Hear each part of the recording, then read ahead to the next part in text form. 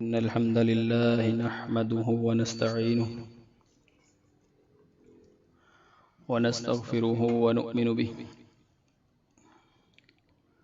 ونعوذ بالله من شرور أنفسنا ومن سيئات أعمالنا من يهده الله فلا مضل له ومن يضلله فلا هادي له وأشهد أن لا إله إلا الله وأشهد أن محمدا عبده ورسوله أما بعد فأعوذ بالله من الشيطان الرجيم بسم الله الرحمن الرحيم قال الله تعالى في القرآن المجيد يا أيها الذين آمنوا كونوا قوامين بالقسط شهداء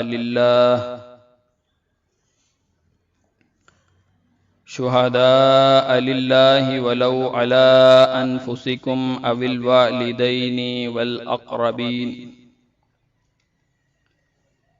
إن يكن غنيا أو فقيرا فالله أولى بهما فلا تتبعوا الهوى أن تعدلوا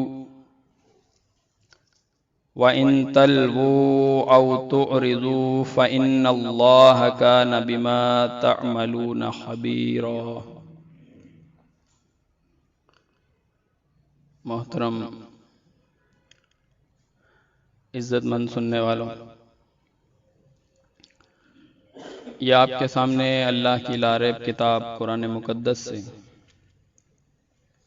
سورۃ نساء کی ایک آیت 135 نمبر تلاوت کی ہے.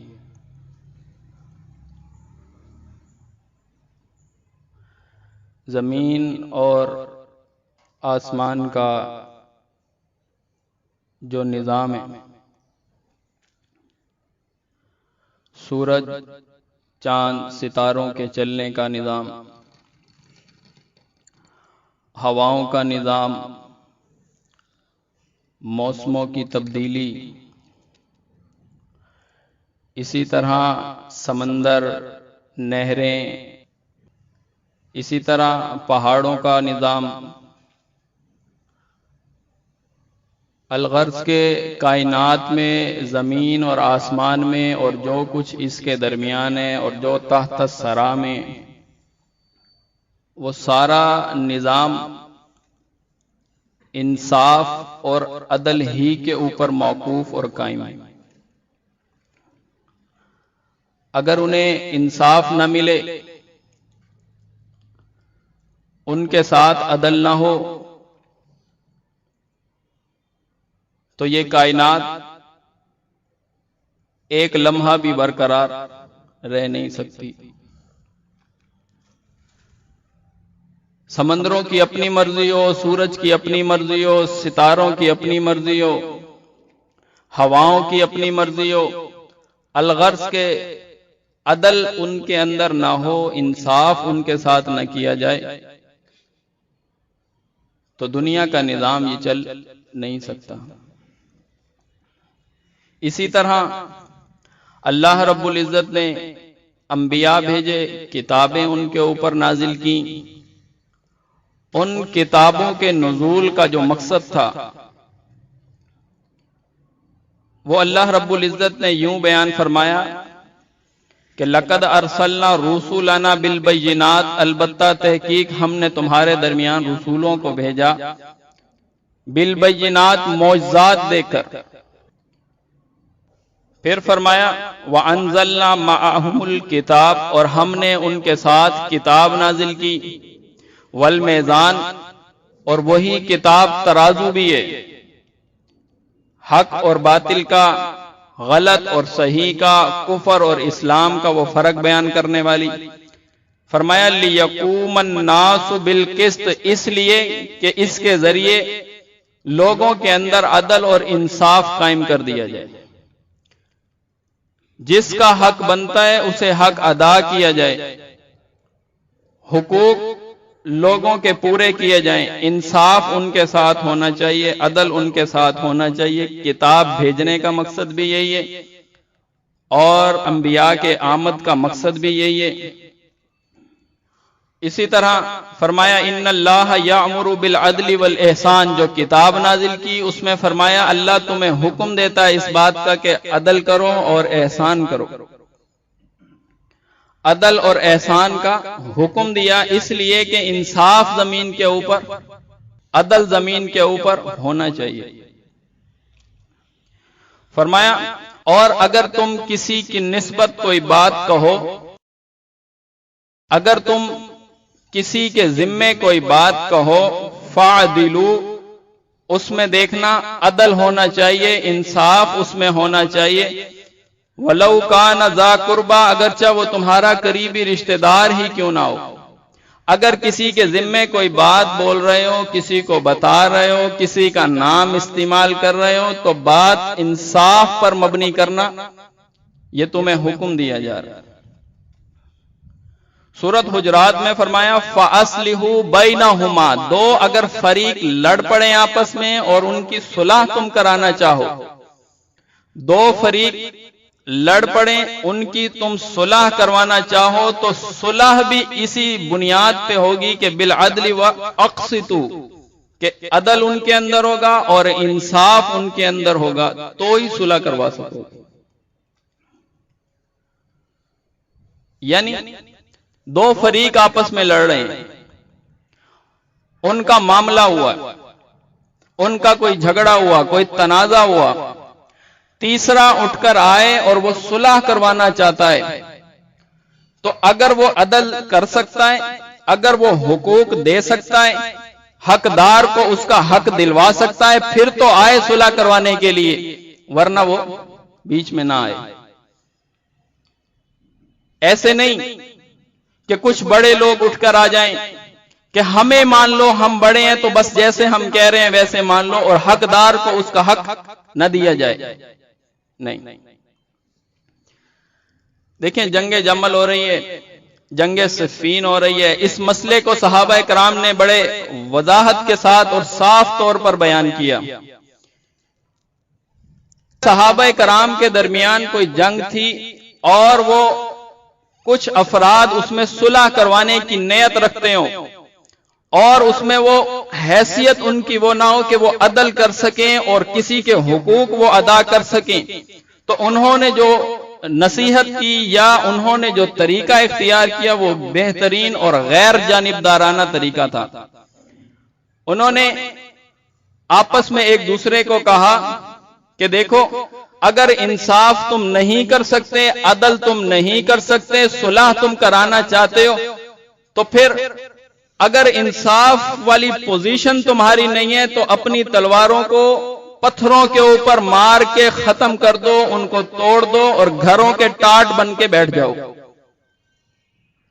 یہ طریقہ، ورنہ اگر حق دلوا سکتے ہو، جس کا حق مارا ہوا ہے اس کو حق دے سکتے ہو، انصاف کر سکتے ہو، پھر صلح کرواؤ، ساتھ اس کے کہ عدل ہو اور انصاف ہو۔ ان اللہ یحب المقسطین، اللہ ایسے انصاف کرنے والوں کو پسند کرتا ہے۔ یہ جو آیت میں نے آپ کے سامنے تلاوت کی ہے، سورۃ نساء کی 135 نمبر آیت، اس کو 6 حصوں کے اندر آپ تقسیم کر کے سمجھنے کی کوشش کریں۔ یہی میرا عنوان ہے، اسی آیت کے ذریعے میں آپ کو اپنے عنوان کی طرف لے جانا چاہتا ہوں۔ عنوان میرا یہ ہے کہ سچی گواہی کے علمبردار بنو، شریعت اس کا تقاضا کرتی ہے، اور جھوٹی گواہی کی جو مذمت بیان کرتی ہے اور جو اس کے نقصانات ہوتے ہیں وہ میں آپ کے سامنے ذکر کروں۔ یہی میرا عنوان ہے۔ یہ فرمایا یا ایھا الذین آمنو، اے لوگوں جو ایمان لے کر آئے ہو۔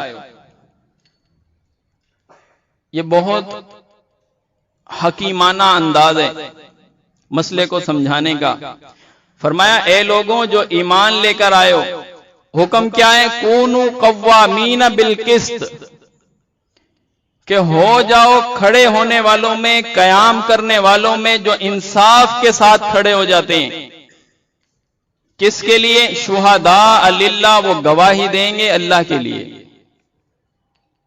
دیکھیں یہ ایمان لے کر آئے تھے، ایمان لانے کی وجہ سچی گواہی تھی۔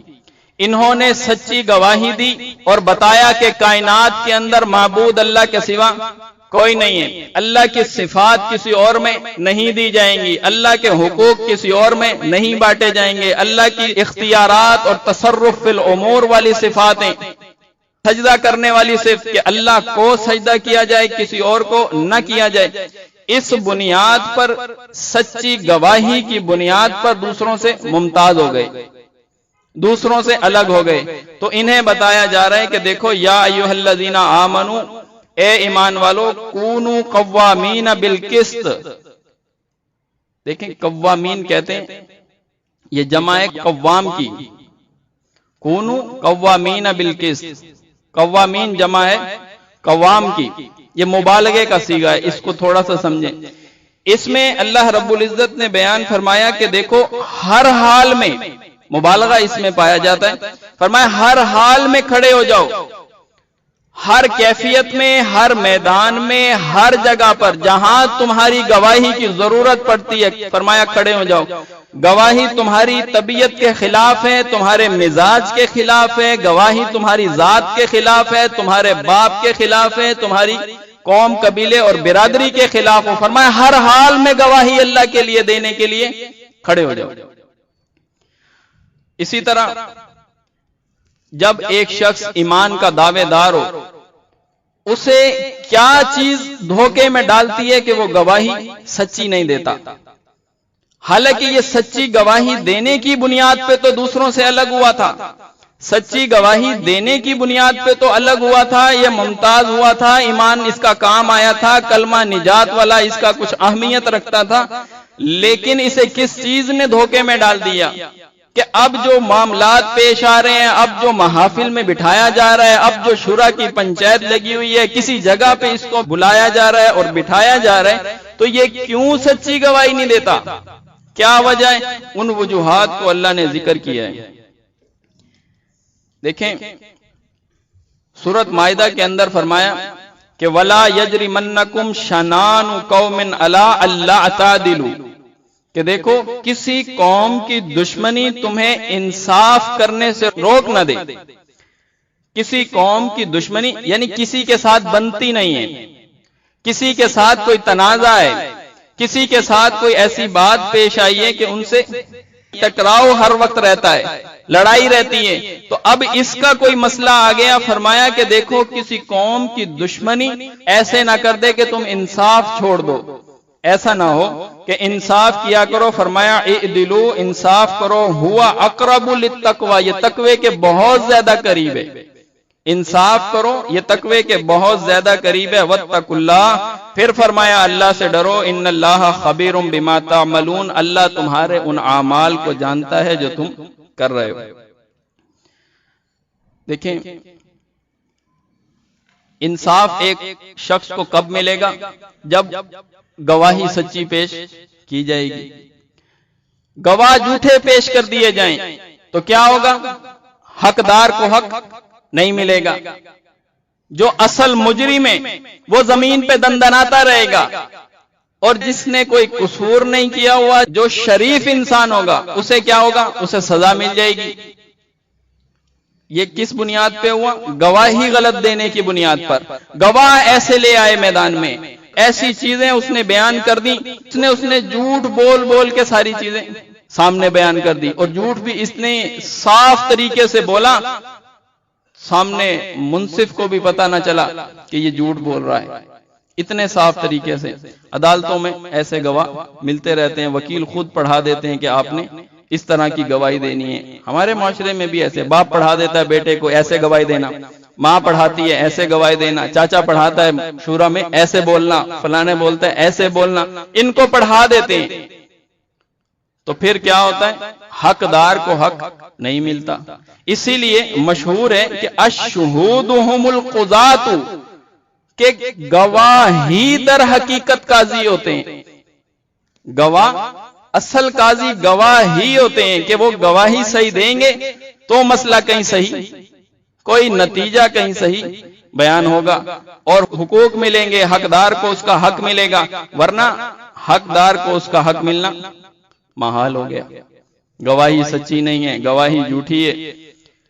حالانکہ اس ایمان والے کو تو یہ کہا تھا، اس کا سٹیپ ایک اور آگے تھا. صرف اس کو یہ نہیں کہا تھا کہ تم صحیح گواہی دو، انصاف کے اوپر خود قائم رہو، بلکہ کہا تھا وَتَكُونُوا شُهَدَاءَ عَلَى النَّاسِ. اس مسئلہ شہادت کے اوپر، اس گواہی کے اوپر تم گواہ بنائے گئے ہو امت کے اوپر، اور تم اس کے داعی ہو، لوگوں کو اس کا پابند کرو گے کہ گواہی سچی دو، ٹھیک ٹھیک گواہی دو.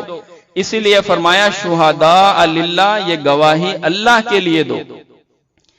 اگر کوئی شخص جس کے ذہن میں یہ بات ہو میں اللہ کو راضی کرنا چاہتا ہوں، میں اللہ کے تقوی کو اختیار کرنا چاہتا ہوں، اور اس بنیاد پہ اللہ مجھ سے خوش ہوگا، مجھے عنایتیں دے گا اور اپنے انعامات سے مجھے نواز دے گا، تو اس میں یہ وجہ بنے گی کہ وہ گواہی سچی دے گا.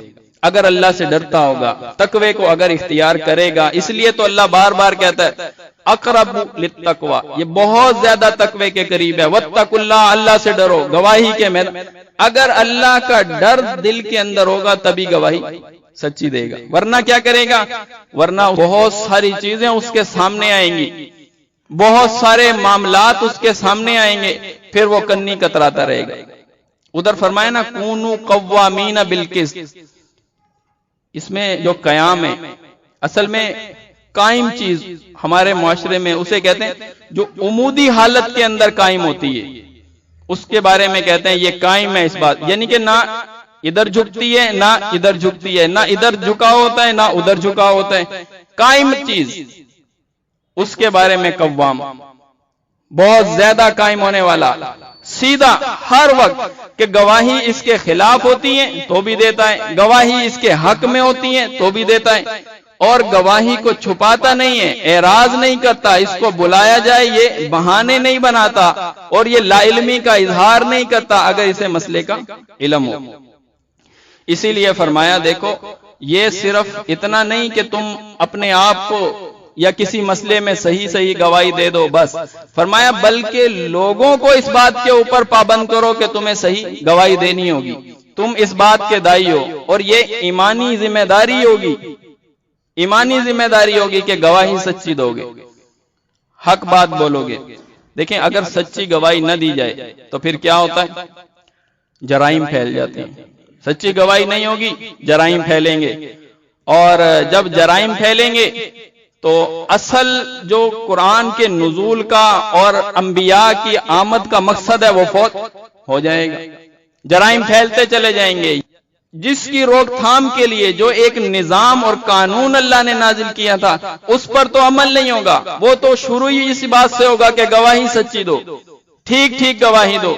اب کوئی شخص یہ کہے کہ علی حجویری بھی داتا ہے، عبد القادر جیلانی بھی غوث اعظم ہے، تو اس کی گواہی جھوٹی ہوگی. یہیں سے گواہی صحیح دے گا، پھر نجی محفلوں میں گواہی تقاضا اس کو پیش کیا جائے گا کہ دیکھو تم تو صحیح گواہی دینے والے تھے، کیا چیز تمہارے آڑے آئی تو تم نے گواہی کو چھپا لیا، کیوں چھپایا؟ اسی لیے اللہ تعالیٰ نے جب عباد الرحمن کے صفات کا ذکر کیا وہاں بھی یہی فرمایا والذین لا یشہدون الزور، وہ جھوٹ کے گواہ نہیں ہوتے. عباد الرحمن جھوٹ کے گواہ نہیں ہوتے. اسی لیے رسول اللہ صلی اللہ علیہ وسلم نے فرمایا کہ اللہ انبئکم، کیا میں تمہیں خبر نہ دوں اس بات کی، بِأَكْبَرِ الْكَبَائِرِ، جو اکبر الکبائر ہیں، بڑے بڑے گناہ کبیرہ جو ہیں، کیا میں تمہیں اس کی خبر نہ دوں؟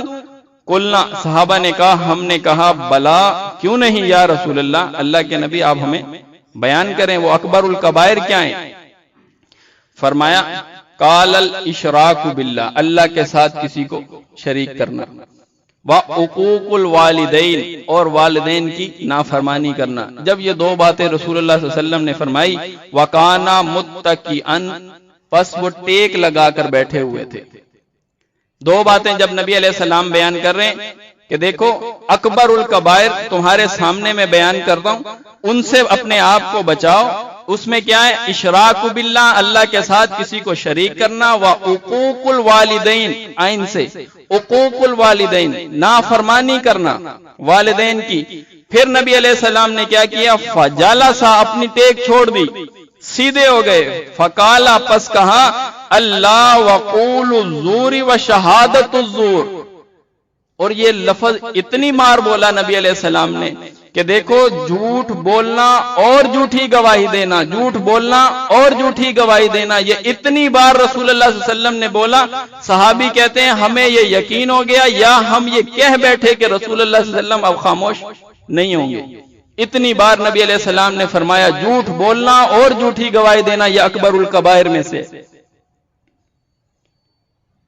تو لہذا اسلام اس بات کا تقاضا پیش کرتا ہے کہ ایسی کوئی بات جو اس کے اپنے خلاف ہو یا اس کی قوم قبیلے والوں کے خلاف ہو یا کسی طریقے سے جس کے بھی خلاف جائے، ویسی گواہی دے، صحیح گواہی دے، چھپائے نہیں گواہی کو۔ اور اگر گواہی کو چھپایا تو پھر کیا ہوگا؟ فرمایا ان اللہ خبیر بما تعملون، کہ اللہ تعالیٰ تمہارے کاموں سے واقف ہے، جو کام تم کر رہے ہو ان کاموں کے بارے میں اللہ جانتا ہے۔ یہ کس چیز کو مد نظر رکھ کے تم نے گواہی کو چھپایا، کیا چیز آڑے آئی، اللہ فرماتا ہے میں جانتا ہوں۔ اسما رضی اللہ تعالیٰ عنہ کہتی ہیں کہ ایک عورت رسول اللہ صلی اللہ علیہ وسلم کے پاس آئی اور آ کر کہنے لگی کہ میری ایک سوکن ہے، کیا میں اس کے سامنے اس کو جلانے کے لیے ایسی بات کہہ سکتی ہوں کہ میرے خاوند نے ایک چیز مجھے نہیں دی اور میں اس کو جلانے کے لیے بولوں کہ وہ تو مجھ سے بہت پیار کرتا ہے، اس نے میرے لیے یہ بھی کیا، میرے لیے مجھے یہ بھی دیا، مجھے یہ بھی دیا، کیا یہ میں ایسی بات کر سکتی ہوں؟ کوئی اس میں قباحت تو نہیں ہے؟ تو نبی علیہ السلام نے فرمایا ہاں یہ بہت برا عمل ہے۔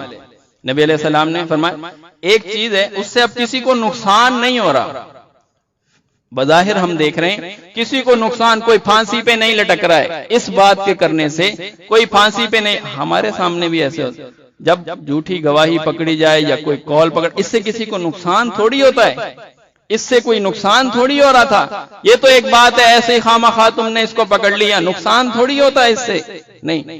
حالانکہ اس عورت نے کہا کہ میں اپنے خاوند کے بارے میں اپنی سوکن سے یہ کہہ دوں کہ اس نے مجھے یہ دیا، اس نے مجھے یہ دیا، اور اس نے وہ نہ دیا ہو، تو ایسی بات کرنے میں کوئی قباحت تو نہیں۔ نبی علیہ السلام نے فرمایا ہاں یہ بہت بری بات ہے، کیونکہ ایسی چیز کا تم نے اظہار کیا جو چیز اس نے تمہیں نہیں دی۔ یہ ایسے ہے جیسے دو جھوٹ موٹ کے کپڑے پہننے والے، یعنی ان کے جسم کے اوپر ایسے دو جھوٹ موٹ کے کپڑے ہیں، یعنی کپڑے پہننے کے باوجود بھی وہ ننگے ہیں۔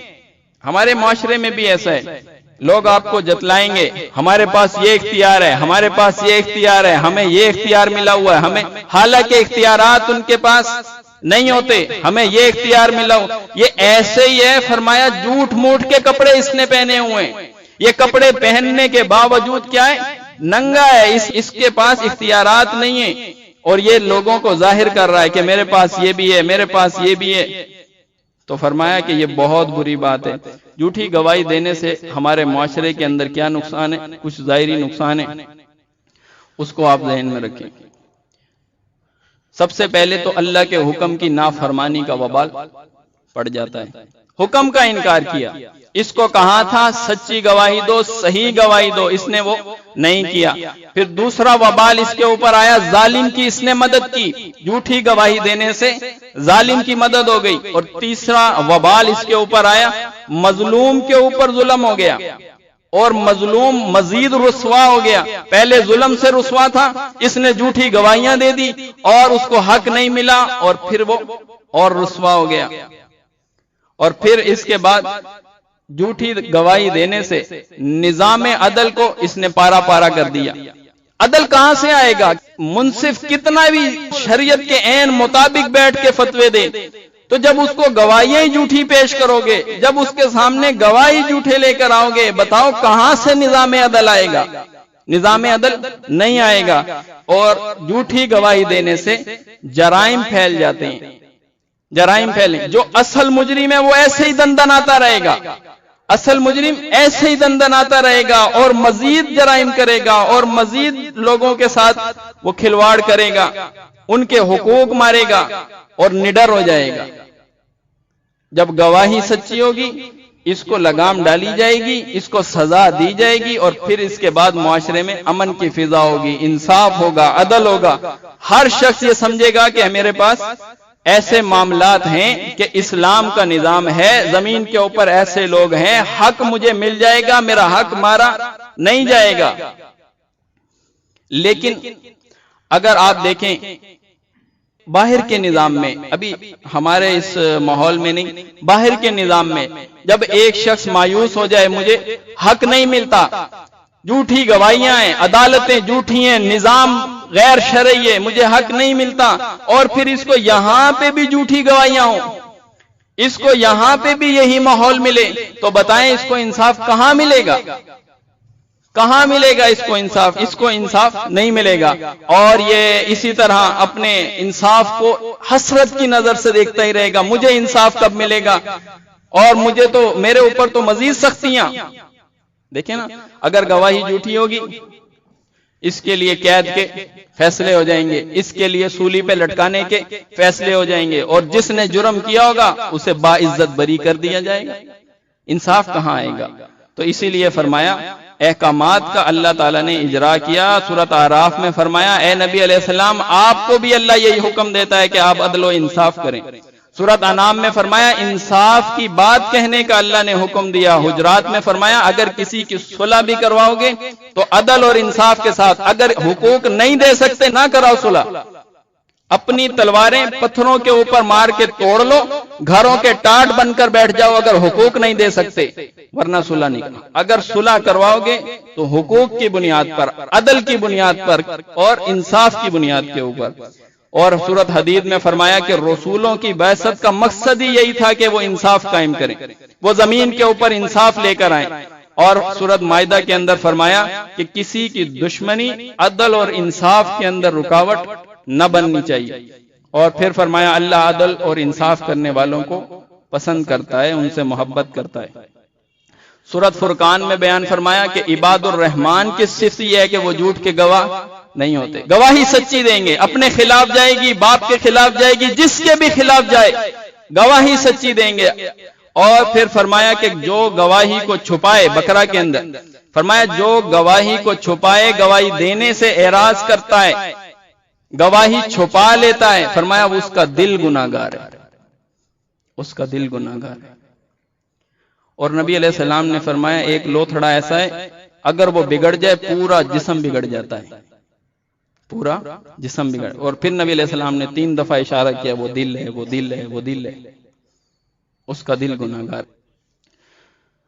پھر فرمایا اسی آیت کے دوسرے حصے میں وَلَوْ عَلَىٰ أَنفُسِكُمْ، دیکھو گواہی دینے کے لیے کھڑے ہو جاؤ، گواہی اللہ کے لیے دو گے. وَلَوْ عَلَىٰ أَنفُسِكُمْ أَوِ الْوَالِدَيْنِ وَالْأَقْرَبِينَ، اگرچہ گواہی تمہارے خلاف پڑے، اگرچہ گواہی تمہارے رشتہ داروں کے خلاف پڑے، تمہارے والدین کے خلاف پڑے، بس رشتہ داری کا لحاظ نہیں کرو گے. گواہی خلاف پڑتی ہے دے دو، گواہی خلاف پڑتی ہے، اپنے خلاف آتی ہے، منصب جاتا ہے، کچھ بھی جاتا ہے، گواہی سچی دو. اسی بنیاد پر، سچ ہی گواہی دینے کی بنیاد پر ہی سارے فرقوں سے الگ ہوئے تھے.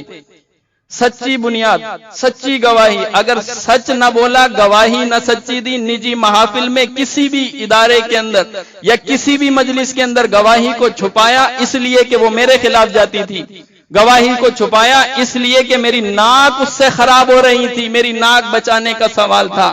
اور اگر گواہی چھپائی اس لیے کہ والدین کے خلاف تھی، گواہی چھپائی اس لیے کہ وہ اقربین کے خلاف، قریبی رشتہ داروں کے خلاف تھی، تو پھر اللہ تعالیٰ نے اس سے واضح طور پہ ایمان والوں کو منع کیا. فرمایا اگر ایسا نہ کرو تو پھر اللہ ان کاموں کو جانتا ہے جو کام تم کرتے رہے، اس کو اللہ جانتا ہے.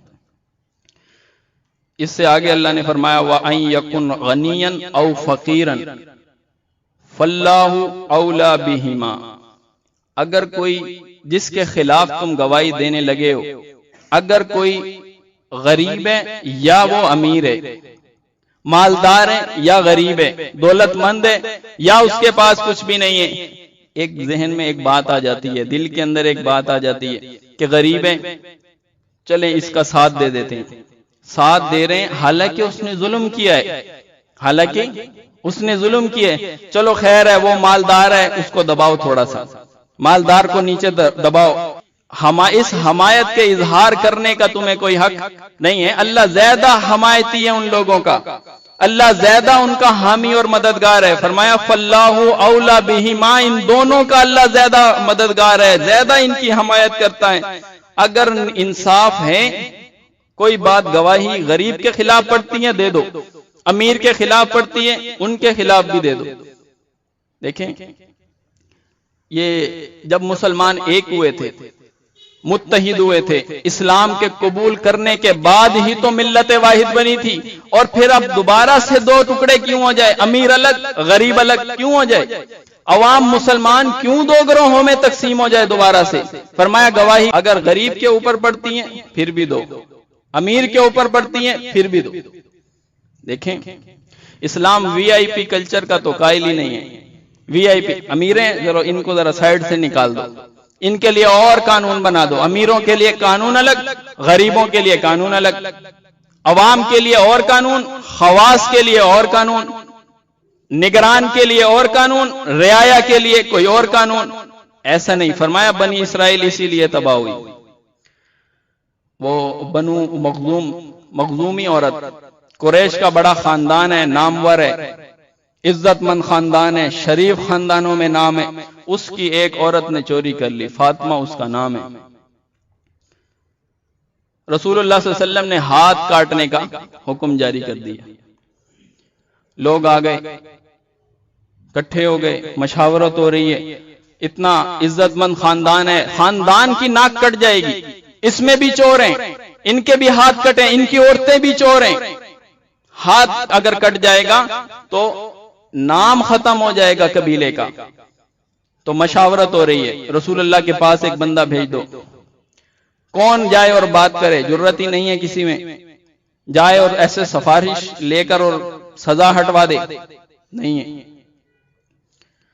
تو لوگوں نے دیکھا کہ یہ اسامہ بن زید ہیں، حب رسول اللہ، رسول اللہ کے چہیتے ہیں، یہ جائیں گے بات کریں گے، رسول اللہ کے چہیتے ہیں، تو اللہ کے نبی ان کی بات کو رد نہیں کریں گے، یا تو کوئی اور نرمی کا کوئی صورت ایسی نکال دیں گے، یا معاملے کو ملتوی کر دیں گے، کوئی تو ایسا راستہ نکالیں گے، ان کو بھیج دو۔ اسامہ بن زید کو بھیج دیا نبی علیہ السلام کے پاس۔ اسامہ بن زید آئے، انہوں نے ان لوگوں کو جو مدعا پیش کر رہے ہیں کہ اے اللہ کے نبی یہ عورت چور ہے، اس کی چوری ثابت ہو گئی، ہاتھ اس کے کاٹنے کا حکم جاری کریں۔ ادھر سے لوگ ہیں وہ کہتے ہیں نہیں چوری تو اس کی ثابت ہو گئی ہے، لیکن آپ کوئی رعایت کریں، امراء قریش ہیں۔ اسامہ نے یہ نہیں کہا میں چہیتا ہوں رسول اللہ کا، جاؤں گا بات کروں گا، تمہیں تو وہاں پہ بلایا بھی نہیں جائے گا تو تمہارا کام ہو جائے گا، ایسا نہیں کہا۔ اور پھر جب یہ بھی گئے رسول اللہ کے پاس، اسامہ بن زید جب آئے اور آ کے رسول اللہ صلی اللہ علیہ وسلم سے بات کی، فَكَلَّمَهُ اسامہ نے کلام کیا، فَقَالَ رسول اللہ، پس کہا رسول اللہ صلی اللہ علیہ وسلم نے، اَتَشْفَعُ فِي حَدٍّ، کہ کیا تم اللہ کی حدود کے اندر سے، اَتَشْفَعُ تم سفارش کرنے آئے ہو میرے پاس اس کام میں جو حد لگی ہے اور وہ اللہ کی حدود میں سے میں نے بیان کیے، اور آئے ہو تم میرے پاس سفارش کرنے کے لیے؟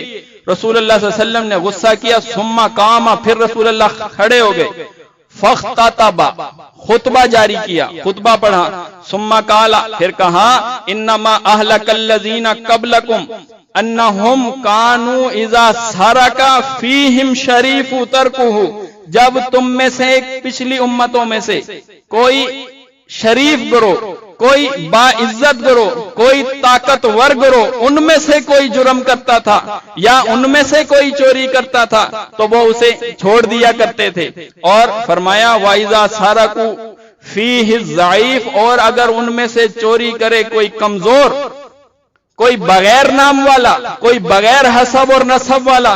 فرمایا فَأَقَامُوا عَلَيْهِ الْحَدُّ، اس پہ حد جاری کر دیا کرتے تھے.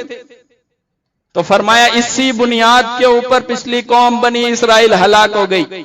انہوں نے قانون الگ الگ بنائے تھے، امیروں کے قانون الگ تھے، غریبوں کے قانون الگ تھے. اور ان کو فرمایا تم تو ایمان کا دعویٰ کرنے والے، تم تو صحیح طور پر، تم تو سچی گواہی کے علمبردار بنے تھے. دعویٰ توحید کا کیسے ملا تمہیں؟ سچی گواہی دی تھی کہ کائنات میں اللہ کے سوا کوئی معبود نہیں ہے، کائنات کے اندر اللہ کی صفات کسی اور میں نہیں بانٹی جائیں گی، اللہ کے حقوق کسی اور کو نہیں دیے جائیں گے، اختیارات میں اللہ کے کوئی بھی شریک نہیں ہے. اسی گواہی کی بنیاد پہ تو تمہیں علیحدگی ملی تھی، اسی بنیاد پہ تو تمہیں امتیاز ملا تھا. اب کیا چیز تمہارے آڑے آئی ہے اور تم انصاف نہیں کرتے، تم گواہی سچی نہیں دیتے؟ کیوں؟ اسی چیز کو رسول اللہ نے فرمایا اللہ کی قسم جس کے قبضے کے اندر مجھ محمد کی جان ہے، فرمایا لو انا فاطمہ بنت محمد، اگر میری بیٹی فاطمہ بنت محمد بھی سرقت اگر چوری کرتی لقطعت یدہا، میں اس کا ہاتھ بھی کاٹ دیتا. تم میرے پاس آئے ہو کہ اے اللہ کے نبی آپ اس کی سفارش کو قبول کر لیں، اس کے لیے رعایت کر دیں، معاملے کو ملتوی کر دیں. نہیں، فرمایا یہ اگر میری بیٹی بھی چوری کرتی تو بھی میں اس کے ہاتھ کاٹ دیتا. یہ اصل میں حکم دیا گیا تھا اللہ کے نبی علیہ السلام، اے پیغمبر آپ عدل اور انصاف کے ساتھ حکم لگائیں، عدل اور انصاف کو اختیار کریں. دیکھیں جب قانون بنتا ہے، قانون کا نفاذ ہوتا ہے، تو ہر قانون کے اندر کچھ لیگل لوپ ہولز رہ جاتے ہیں، سراغ ملتے ہیں، ادھر سے راستہ اختیار کر لیں. اب جنہوں نے فرار اختیار کرنا ہے، قانون کے اندر تو آنا نہیں، قانون کے اطلاقات کو تو ماننا نہیں، فرار اختیار کرنے والے لوگ اور اس پر مطمئن رہنے والے لوگ، یعنی تباہی کے راستے پر اطمینان کا راستہ کون سا ہے؟ لیگل لوپ ہول ڈھونڈ لو، فلو ملے گا قانون کے اندر، اس کو اختیار کر لو. یہی جرم کیا تھا اصحاب سبت نے، لیگل لوپ ہول ڈھونڈے انہوں نے. کیا ہے؟ ہفتے کے دن مچھلی پکڑنے سے منع کیا ہے تو کوئی بات نہیں، کھڈے کھود دیتے ہیں، یہاں سے پکڑ لیں گے. تو یہ انہوں نے راستہ اختیار کیا، چھوڑ دیا اللہ نے ان کو، ذلیل بندر بنا دیا. فرمایا لعنت ان کے اوپر پڑ گئی، خنزیر ان کو بنا دیا. تباہی پر اطمینان کا راستہ کون سا ہے؟ ایسا راستہ اختیار کرو بس حد نہیں لگے ہمارے اوپر، ایسا راستہ اختیار کرو بظاہر قانون ہمیں پکڑ نہ سکے. یہ ہمارے معاشرے میں بھی ہے، میں اس کے اوپر مثالیں پیش نہیں کرنا چاہتا، وقت بہت چھوٹا ہے. دیکھیں ہمارے معاشرے میں اس کو بتائیں گے کہ دیکھو نکاح کے وقت کھانا نہیں دینا، یہ طریقہ نہیں ہے، سنت سے یہ ثابت نہیں ہے. آپ اپنی بیٹی کو ایسے رخصت کر دیں، کھانا براتیوں کو نہیں کھلانا. یہ کیا کرتے ہیں؟ یہ نکاح والے دن ولیمہ رکھ لیتے ہیں، لیگل لوپ ہول. کوئی پوچھے گا یہ تو ولیمہ ہے، نکاح والے دن ولیمہ رکھا ہوا ہے. تو یہ راستہ اختیار کر رہے ہیں. اور عوام میں کیا ہے؟ یہ تو کھانا انہوں نے کھلایا، یہ تو سارا کچھ. لیکن کوئی پوچھے جی ولیمہ بھی ہے یہ، اور اگر آپ اس کو اس کی خیانت کو بتائیں، نہیں آپ دلیل لے آئیں میرے پاس. یہ فلو ڈھونڈتے ہیں، ایسی کوئی بات ڈھونڈ.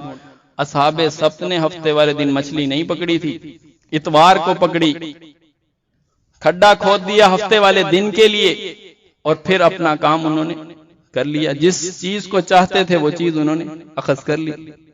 تو اللہ نے بخش دیا ان کو نہیں. اس لیے اللہ فرماتا ہے اللہ تمہارے ان اعمال سے واقف ہے، دیکھ رہا ہے ان اعمال کو جو تم کر رہے ہو. پھر اسی آیت کے آگے یہی آیت دوسرا حصہ اس کا بیان کرتا ہے، فلا تتبعوا الہوی، دیکھو خواہشات کی پیروی نہ کرنا. یہ پھر وہ طریقہ تھا جس کی وجہ سے انصاف غلط، جس کی وجہ سے عدل پارا پارا ہو جاتا تھا، جس کی وجہ سے گواہی غلط تھی، جس کی وجہ سے گواہی میں توڑ موڑ تھا، ہیرا پھیری تھی. تو اس لیے کہ فرمایا خواہشات کی پیروی نہ کرنا، تقوی کو اختیار کرنا. اللہ سے ڈرو گے تبھی سیدھی بات کرو گے. اگر اللہ سے نہیں ڈرے، بیچ میں جھول تم نے لے کر آئے، تو پھر فرمایا فلا تتبعوا الہوا، دیکھو خواہشات کی پیروی نہ کرنا، ان تعدلوا، انصاف کرنے سے رہ جاؤ گے، انصاف نہیں کر سکو گے۔ اگر تم نے خواہشات کو دیکھا تو خواہشات میں ہوتا ہے امیر غریب بھی ہوتا ہے، اپنا پرایا بھی ہوتا ہے، تعلق والا بھی ہے، اس کے خلاف بولنا پڑ رہا ہے، یہ تو میرے ساتھ رہتا ہے، اس کے خلاف بولوں گا، باپ کے خلاف بولوں گا، ماں کے خلاف بولوں گا۔ گواہیاں غلط۔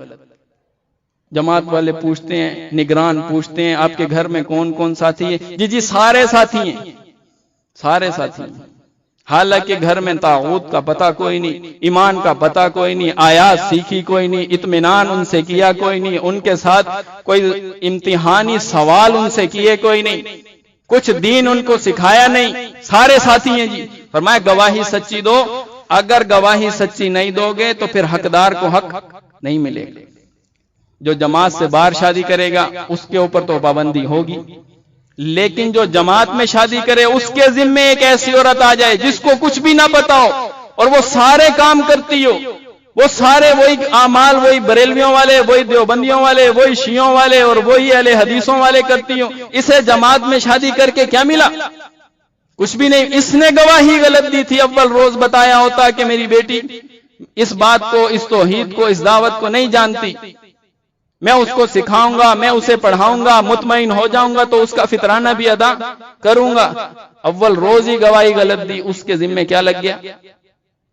اب وہ نئے سرے سے قاعدہ اس کو پڑھائے، اس نے گواہی دے دی، یہ غلط ہو گیا نظام۔ دیکھیں،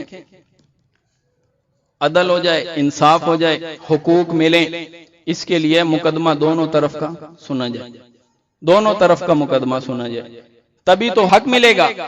اگر ایک طرف کی بات سن کر فیصلہ کریں تو یہ کوئی غیر جانبدارانہ فیصلہ ہوگا؟ نہیں، یہ تو جانبداری فیصلہ، یہ تو ایک طرف جھکاؤ ہے۔ ایک بات سن لی آپ نے، فیصلہ جاری کر دیا، دونوں کا فیصلہ سنیں گے۔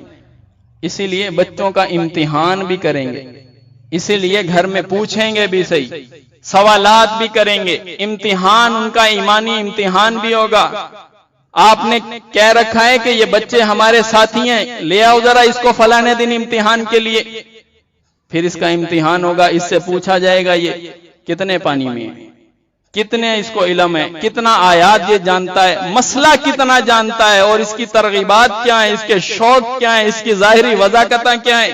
ایسے ہی گواہی دے دی یہ ساتھی ہے، کتنا بڑا ظلم ہو گیا، یہ ظلم ہے۔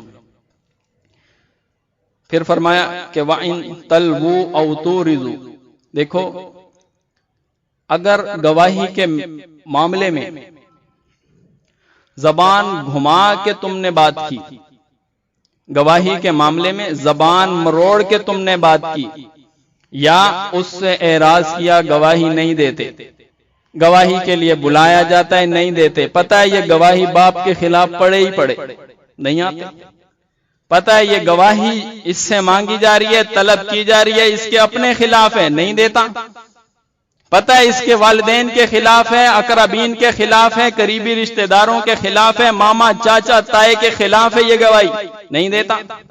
فرمایا دیکھو ایسا نہ کرنا کہ گواہی اگر دو تو سچی گواہی دو، اور اعراض تو تم کر ہی نہیں سکتے۔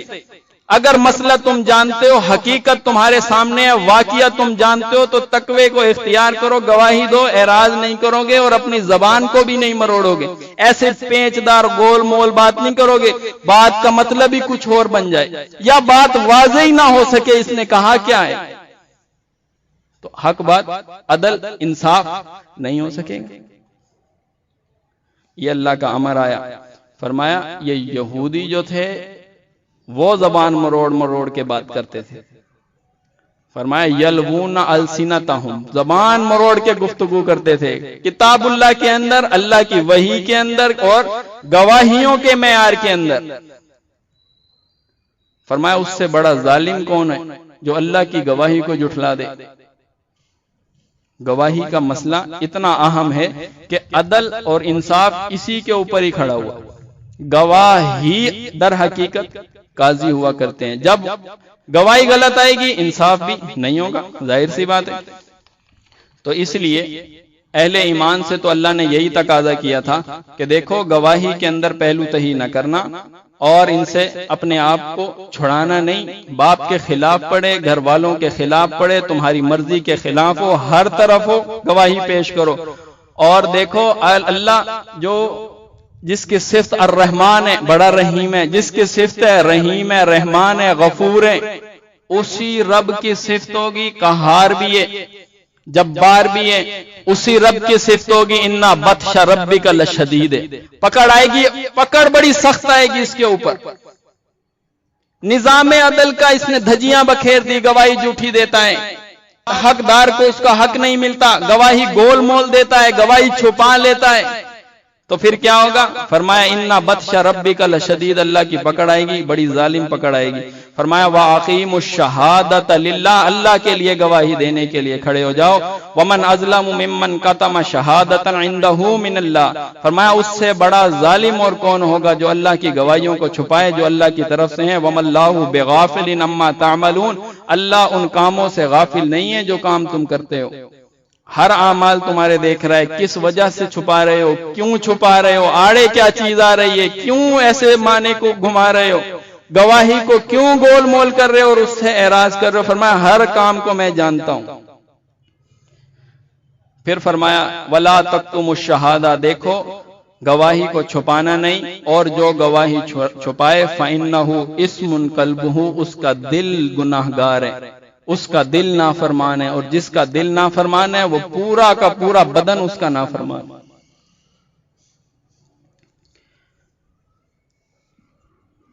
مسئلہ پیش آتا ہے، حقیقی بات ہے، یہ بڑا سخت مرحلہ ہوتا ہے، گواہی سچی دینی ہے، خلاف پڑتی ہے اپنوں کے خلاف پڑتی ہے، کیسے دیں؟ اسی لیے تو فرمایا نا کہ حق بات کہیں گے، گواہی سچی ہوگی تو پھر مشکلات تو آئیں گی، صبر تو کرنا ہوگا نا۔ اسی لیے تو فرمایا کہ دیکھو اپنی طرف سے کوئی حمایت کے، اپنی طرف سے کوئی رعایت کے پیمانے وہ نہ بناؤ، اللہ زیادہ ان کا حامی اور مددگار ہے، ان کی اللہ زیادہ حمایت کرتا ہے۔ یہ چھوٹے چھوٹے مسئلے لے کر آئے تھے، یہ میں نے گواہی اس لیے دی، اس کے پیچھے اس کی یہ بلائی چھپی ہوئی تھی، اپنی طرف سے خیر خواہی، یہ خیر خواہی، یہ حمایت کے چھوٹے چھوٹے ساشے پیک لگا کے گھوم رہے ہیں، چھوٹے چھوٹے، یہ میں نے اس لیے گواہی دی، یہ بات تھی اس لیے دی۔ فرمایا اللہ ان کے ساتھ زیادہ مہربانی کرے گا، ظالم اپنے انجام کو پہنچے گا، یہ اس کے لیے بھی صحیح ہوگا اور معاشرے کے لیے بھی صحیح ہوگا، حقدار کو اس کا حق ملے گا، انصاف زمین کے اوپر ہوگا، یہی اللہ کی مرضی ہے اور یہی اللہ کی منشا ہے، اللہ اس کو پسند کرتا ہے۔ اور اگر انصاف نہ کیا، حقوق ادا نہ کیے، گواہی سچی نہ دی، تو پھر فرمایا میرے عذاب سے بچو اور میرا عذاب آنے والا ہے، اپنے ایمان کی بھی تم خیر مناؤ۔ عصبیت ہوتی ہے، اس کو بھی اللہ نے ظاہر کر دیا، وہاں محبت تھی، اس محبت کو ظاہر کیا، یہاں فرمایا دیکھو کسی قوم کی دشمنی تمہیں اس بات پر آمادہ نہ کر دے کہ انصاف ہی نہ کر سکو، اس کے حق میں لکھ دوں میں، میری نہیں بنتی، میرے خلاف ہے، میرے سے اس کی تعلقات صحیح نہیں ہیں، یا فلانی قوم ہماری قوم کے خلاف ہے، فلانا گھرانہ ہمارے گھرانے کے خلاف ہے، اس کے حق میں فیصلہ بنتا ہے، لکھ دوں۔ اب اس کے ہاتھ رکتے ہیں، اڑتے ہیں کہ فیصلہ لکھوں۔ دیکھیں یہ جو مقدمے کا ریکارڈ ہے، یہ جو فائلیں ہیں، یہ فائلیں تحریری گواہی ہیں، مقدمے کا ریکارڈ تحریری گواہی کی شکل رکھتا ہے، اور اگر اس کے اندر بھی لاؤ لپیٹ ہے، اس کے اندر بھی ہیرا پھیری کی الگ الگ شکلیں ہیں۔ کیسے؟ گواہ، ایک گواہ اس کو واقعے کا علم ہے، گواہ آدھی بات بیان کرتا ہے، آدھی چھپا لیتا ہے، اب یہ مطمئن ہے میں نے جھوٹ نہیں بولا، میں نے جھوٹ نہیں بولا، آدھی بات بیان کی آدھی نہیں بیان کی، پھر یہ مطمئن ہے کہ میں نے جھوٹ نہیں بولا، جو بھی کہا ہے وہ سچ کہا ہے، جھوٹ نہیں میں نے بولا، حالانکہ کتمان حق اس سے بھی بڑا گناہ ہے جو اس نے کیا ہے۔ حق کیوں چھپاتا ہے؟ اس کی تو گواہی کی ضرورت تھی، اسی بنیاد پہ تو حق فیصلہ ہونا تھا، اس نے حق کیوں چھپایا؟ حق نہیں چھپانا تھا، اور یہ مطمئن ہے میں نے جھوٹ نہیں بولا، میں نے جھوٹ نہیں بولا، نہیں۔ پھر یہ ہیرا پھیری کی ایک شکل ہوتی ہے،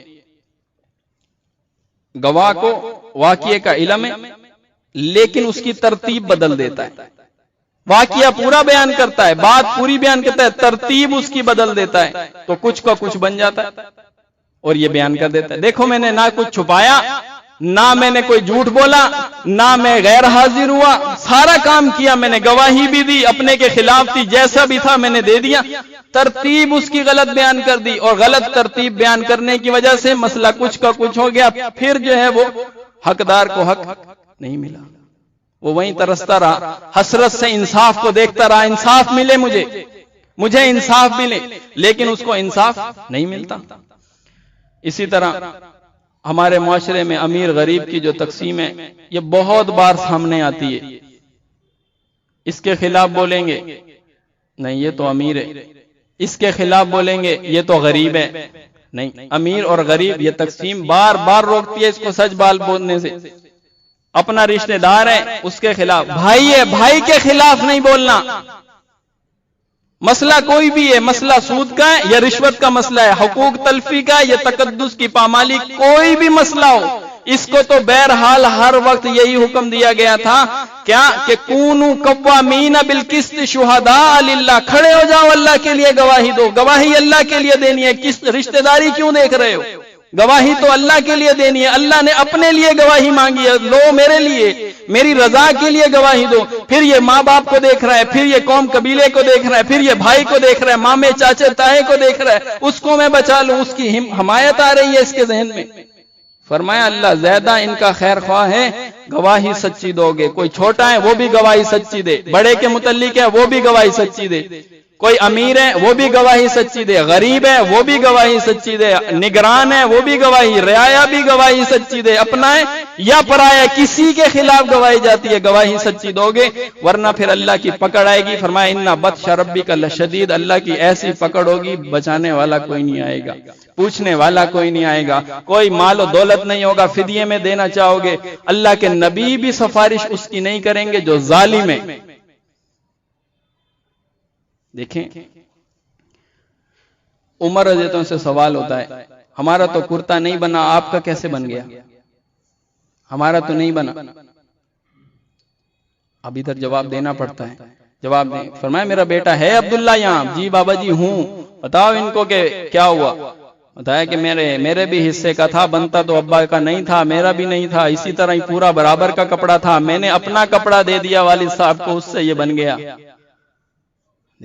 دیکھیں جو عوام رعایا کو جو نگران ہے، جو اس کا امیر ہے، یہ قوم کا خادم ہوا کرتا ہے، ان کی خدمت گزار، اسی لیے تو فرمایا نا دریائے فرات کے کنارے اگر کتا بھی بھوک سے مرے گا تو اس کا سوال کس سے ہوگا؟ عمر سے اس کے بارے میں پوچھا جائے گا۔ رعایا کا جو نگران ہے، جو امیر ہے، وہ قوم کا خادم ہوتا ہے، اور پھر وہ کیوں؟ جب وہ بنا اللہ کے لیے، نظام اللہ کے لیے، اور وہ کیسے صحیح فیصلہ کرے؟ گواہی جھوٹی پیش کرتے ہو، گواہی سارے جھوٹے لا لا کے اس کے سامنے رکھتے ہو، گھروں میں ایمان نہیں بولتے ہو، گھر میں ایمان ہے، پھر وہ جب رشتے کے لیے نام پیش کرے گا اور پھر آگے سے کیا نکلے گا، وہ کیا کرے ہو؟ جب اس کے پاس گواہی صحیح نہیں آئی تھی، جب اس کے پاس سچ بولا نہیں گیا تھا، وہاں تو قوم کو بچا لیا، اقربا کو بچا لیا، اولاد کو بچا لیا، بہن بھائیوں کو بچا لیا، ہر کسی کو بچا لیا، سارا نظام دھرم برم ہو کے رہ گیا۔ باہر تو اس کو انصاف نہیں ملا، باہر کی دنیا میں تو اس کو انصاف نہیں ملا، وہاں ترستا رہا، جماعت میں آیا، جماعت میں بھی انصاف نہ ملے تو کہاں ملے گا؟ اس لیے فرمایا دیکھو اللہ کے لیے گواہی دو، تقوی کو اختیار کرو، اللہ سے ڈرو، سچی گواہی دو، اور گواہی کے لیے ٹال مٹول اور زبان کو مروڑنا اور گھمانا اس طرح کی باتیں بیان نہ کرو۔ فرمایا فَإِنَّ اللَّهَ كَانَ بِمَا تَعْمَلُونَ خَبِيرًا، بے شک اللہ تعالیٰ تمہارے ان اعمال سے واقف ہے جو کام تم کر رہے ہو۔ فرمایا دیکھو مسجد حرام کے بارے میں بھی کسی قوم کی دشمنی تمہیں اس بات پر آمادہ نہ کرے تم زیادتی پر اتر آؤ۔ بہت بد نصیب لوگ ہیں، انصاف کرنا چاہتے ہیں، انصاف کرنا چاہتے ہیں، لیکن پھر باپ کی شکل دیکھتے ہیں، پھر ماں کی شکل دیکھتے ہیں، پھر بھائیوں کی شکل دیکھتے ہیں، انصاف نہیں کر سکتے، نہیں کر سکتے۔ یہ چیزیں آڑے آتی ہیں، اللہ نے پہلے سے ہی روک تھام لگا دی۔ دیکھو نہ زبان مروڑو گے، نہ کسی اپنے نفس کو دیکھو گے، نہ اپنے مفاد کو دیکھو گے، نہ بھائیوں کو دیکھو گے، نہ اقربین کو دیکھو گے، کسی کے خلاف ماں باپ کے خلاف بھی گواہی جائے دو، پابندی لگتی ہے، لگ جائے، یہی پابندی کا راستہ اس کے لیے اصلاح بنے گا، اصلاح کرے گا، نہیں تو کھوٹ ہوگی، اللہ چھانٹ کے اس کو الگ کر دے گا، پھر کوئی دھوکے میں نہیں رہے گا۔ اسی لیے فرمایا کونوا قوامین بالقسط، کھڑے ہو جاؤ، قوام بن جاؤ، بالقسط، انصاف کے ساتھ، شہداء للہ، اور اللہ کے لیے گواہی دو۔ دیکھیں جب آیت کے شروع میں کہا یا ایھا الذین آمنوا، اور پھر آیت کے آخر میں کہا ان اللہ کان بما تعملون خبیرا، بے شک اللہ تعالیٰ تمہیں جانتا ہے تمہارے ان کاموں کو، پہلے بھی اور آخر کے اندر بھی ایمان ایمان، ایمان کو سامنے رکھو، تقوی کو سامنے رکھو، ڈر کو سامنے، جب ڈر سامنے ہوگا پھر ہی گواہی دے سکو گے سچی، ورنہ نہیں دے سکو گے۔